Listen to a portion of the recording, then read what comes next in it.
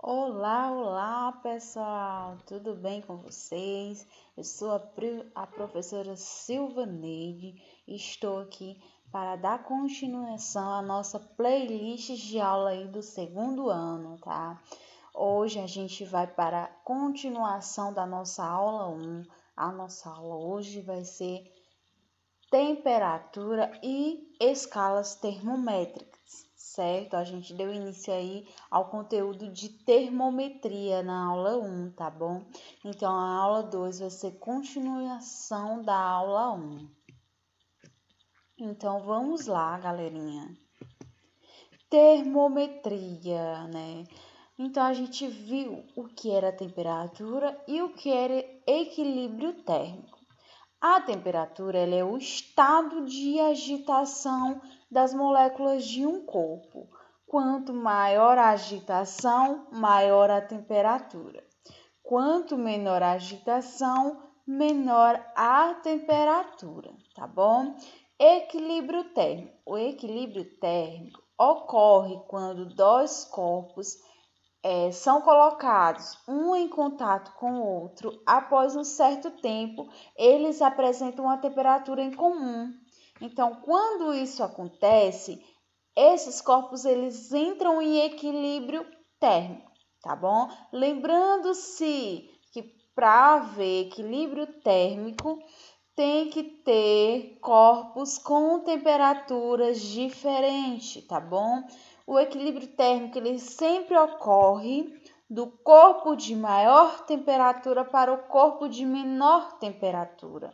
Ou seja, o corpo de maior temperatura ele vai ceder energia interna, ou seja, calor para o corpo de menor temperatura, ocorrendo o que? Um equilíbrio térmico, ou seja, uma temperatura em comum entre esses dois corpos, tá bom?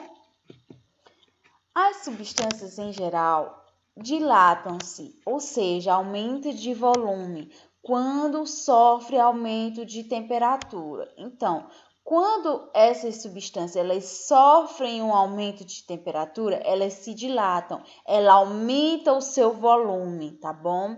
Assim, uma barra de ferro, por exemplo, ela aumenta de comprimento quando colocada no fogo, entendeu? Quando ela é colocada a uma certa temperatura, ela dilata, ou seja, ela aumenta o seu comprimento, aumenta o seu volume.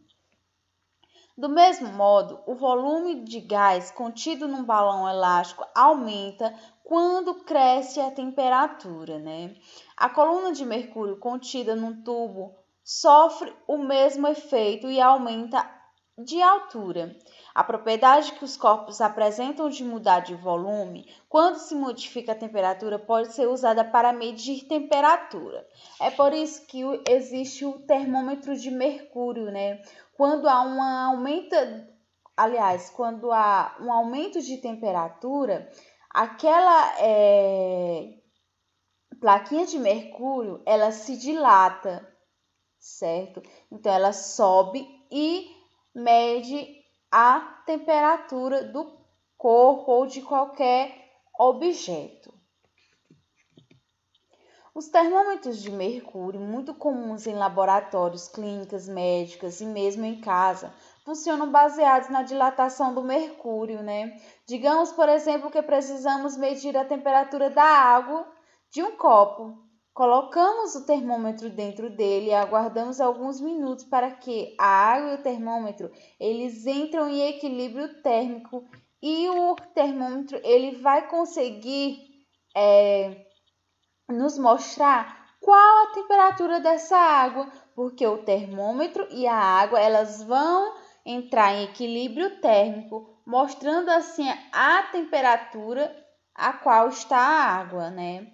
A variação de temperatura para mais ou para menos sofrida pelo mercúrio vai fazer com que o seu volume varie para mais ou para menos. Com isso, ele sobe ou desce na escala de temperatura, indicando o valor correto da temperatura. Aqui tem o líquido de mercúrio. Quando ele entra em equilíbrio térmico com qualquer substância, ele vai se dilatar certo? Ou seja, aumentar ou diminuir, indicando o valor correto da temperatura de qualquer substância.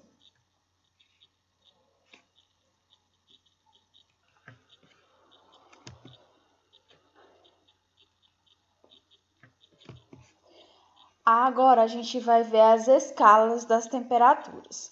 A escala Celsius, né?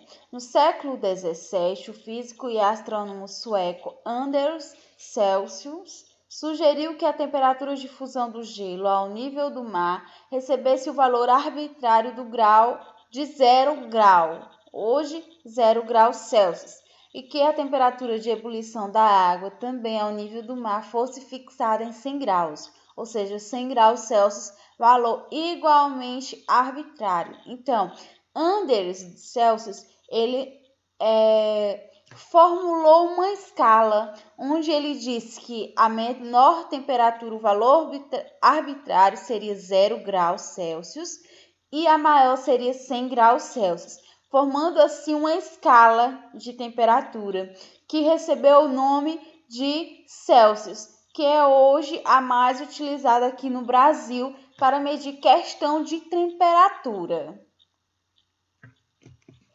Escolhidos os pontos de fusão e ebulição da água, pode-se agora construir um termômetro calibrado na escala Celsius. Para isso é necessário um tubo fino capilar de vidro com um reservatório para mercúrio, né? Coloca-se o conjunto num recipiente com gelo em fusão, que portanto está a temperatura de 0 graus Celsius. E após alguns minutos, quando o mercúrio para de descer, pode entrar em equilíbrio térmico. Quando a mistura água-gelo, faz-se uma marca para 0 graus Celsius, né?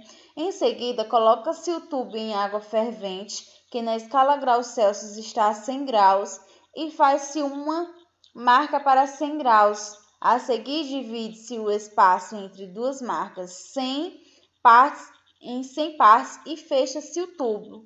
Então, o termômetro ele está pronto para ser usado na escala Celsius, que seria o ponto de fusão e o ponto de ebulição, no qual o ponto de fusão seria 0 e de ebulição seria 100 graus Celsius.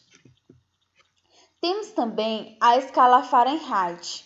Na escala Fahrenheit, ainda em uso nos países de língua inglesa, né, ao 0 e ao 100 da escala Celsius corresponde respectivamente os números 32 e 212. Ou seja, na escala Fahrenheit temos novos valores para o ponto de fusão e o ponto de ebulição, no qual o ponto de fusão da água seria 32 e o de ebulição seria 212. Assim, entre a temperatura de fusão do gelo e a de ebulição da água estão compreendidos 180 graus Fahrenheit. Temos também outra escala que é bem conhecida, que é a escala Kelvin, e que é utilizada também no Sistema Internacional de Medidas, tá? A escala Kelvin. Sabe-se que não há teoricamente um limite superior para a temperatura de um corpo que um corpo pode alcançar. Observa-se, entretanto, que existe um limite inferior. Os cientistas verificaram que é impossível reduzir a temperatura de qualquer substância a um valor inferior a menos 273,15 graus Celsius, ou seja, o zero absoluto.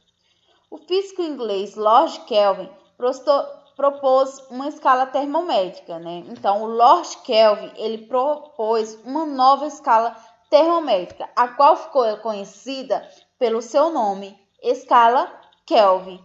Tal escala ela tem origem no zero absoluto, que é menos 273,15, né? Usando como unidade de variação graus Celsius.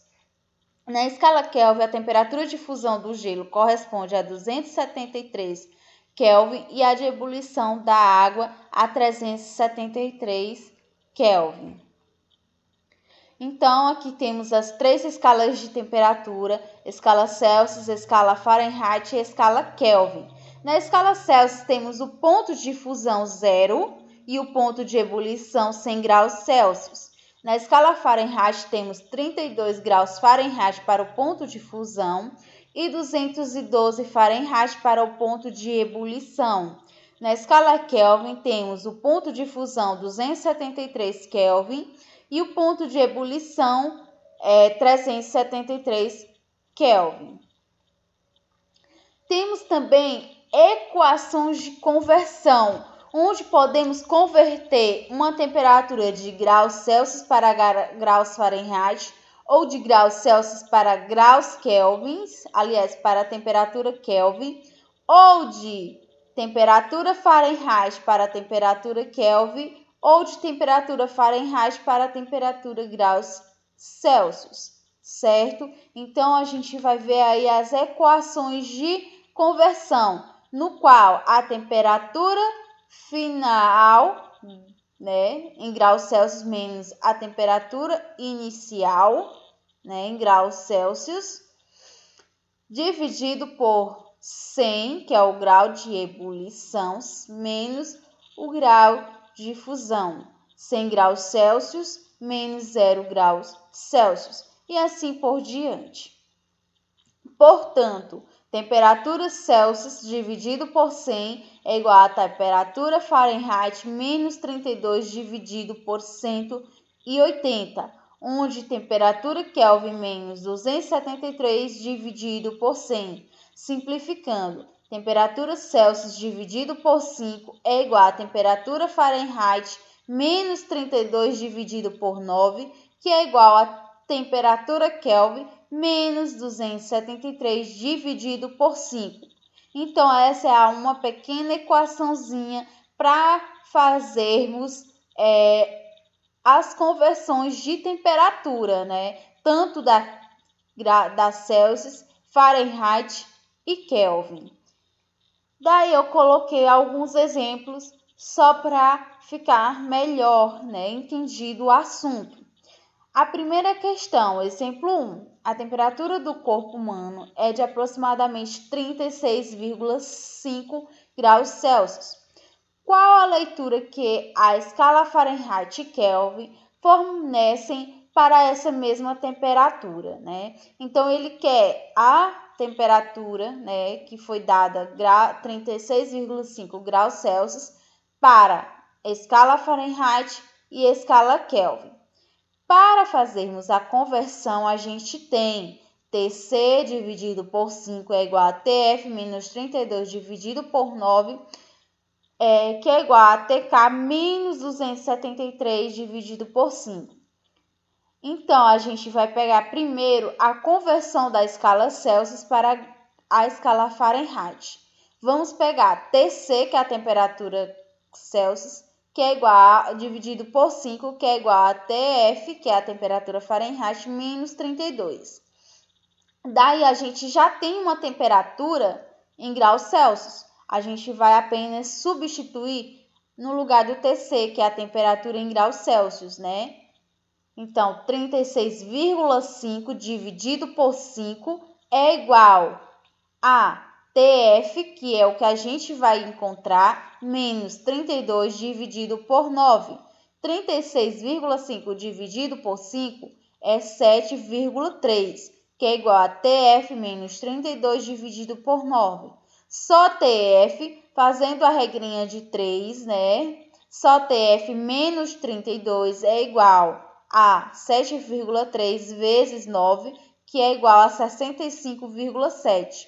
Só TF, jogando 32 para o outro lado, TF é igual a 65,7 mais 32. Mudou de lado, o sinal passa para o outro lado positivo. Então, a temperatura em graus Fahrenheit seria 97,7 graus Fahrenheit. Então, para a temperatura de um corpo humano em 36,5 graus Celsius, ela pode ser lida na escala Fahrenheit como 97,7 graus Fahrenheit. Da agora, a gente vai transformar a temperatura em graus Celsius para a temperatura na escala Kelvin, Então, TC é dividido por 5. A gente tem uma temperatura em graus Celsius. Só que agora vamos converter ela para graus Kelvin, certo? Então, TC, temperatura em graus Celsius, dividido por 5 é igual a TK, que é a temperatura em graus Kelvin, menos 273, dividido por 5. Daí eu vou apenas substituir temperatura em graus Celsius, que é 36,5, dividido por 5 é igual a TK menos 273 dividido por 5. Temos 5 de um lado e 5 do outro, cortamos ele e igualamos TK menos 273, que é igual a 36,5. Isolamos o TK. 273 estava negativo, passou para o outro lado positivo. Então, ficou 273 mais 36,5. Então, a temperatura em Kelvin seria 309,5 Kelvin, certo? Uma pessoa que está com a temperatura corporal de 36,5 graus Celsius, na escala Kelvin, seria 309,5 Kelvin. Então, pessoal, essa foi mais uma aulinha sobre termometria, né? Eu queria agradecer pela atenção de todos e até a próxima aula.